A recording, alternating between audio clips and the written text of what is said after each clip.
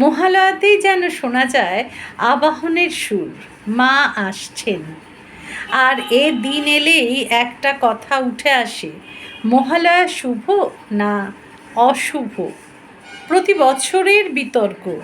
কেউ বলেন পিতৃতর্পণের দিনকে শুভ বলা যায় নাকি, কেউ আবার জবাবে বলেন মানুষকে শুভেচ্ছা জানাতে আবার তিথি মানতে হয় নাকি। মহালয়া শুভ না অশুভ? আকাশে পেঁজা তুলোর মতো মেঘ, কাশফুলের দোলা আর শিউলির গন্ধের সঙ্গে রেডিওতে মহালয়ার ভোরে বীরেন্দ্রকৃষ্ণ ভদ্রের স্তোত্র পাঠ, এই দিয়েই বাঙালির দুর্গা পুজো শুরু। মহালয়া জানিয়ে দেয় মা আসছেন।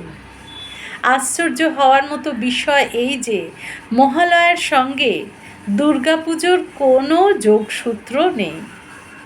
বীরেন্দ্রকৃষ্ণ ভদ্রের মহিষাসুর মর্দিনী ছাড়া এই মহালয়ার সঙ্গে দুর্গাপুজোর অন্য কোনো যোগ নেই।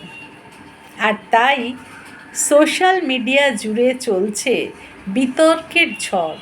প্রশ্ন একটাই, মহালয়া শুভ না অশুভ? হিন্দু রীতি অনুযায়ী মহালয়া হলো একটি বিশেষ দিন। এ দিন হিন্দুরা তাদের পূর্বপুরুষদের উদ্দেশ্যে জল দান করেন বা তর্পণ করেন। অবশ্য পণ্ডিতদের মতে তর্পণ এক পক্ষকাল, অর্থাৎ গোটা পিতৃপক্ষ জুড়েই করতে হয়। মহালয়া হলো পিতৃপক্ষের শেষ দিন।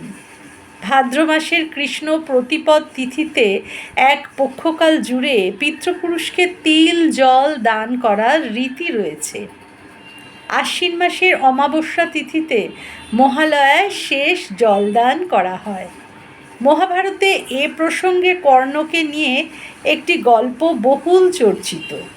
কর্ণ নাকি স্বর্গ থেকে যমরাজের নির্দেশে ফিরে এসে পিতৃপুরুষকে এই এক পক্ষকাল জুড়ে জলদান করেছিলেন। তখন থেকেই এই তর্পণ রীতি হয়ে আসছে।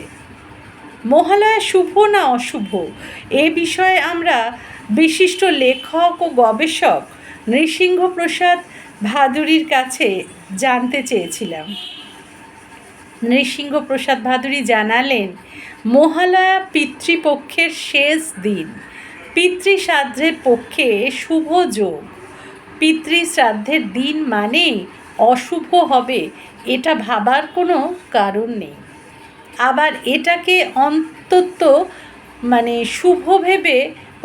শুভ ভেবে শুভ মহালয়া এটা বলারও কোনো কারণ নেই। শ্রাদ্ধ করা মানে সেই মানুষটাকে শ্রদ্ধা জানানো, তখন সেটা একটা উদযাপন। আবার সেই উদযাপন এমন নয় যে শুভ মহালয়ার শুভেচ্ছা জানাতে হবে। মহালয়ার শ্রাদ্ধ সব সময় করতে পারি না আমরা, তাই তর্পণ করি। কলমে কবি স্নেহদিয়া, কণ্ঠে রুনা।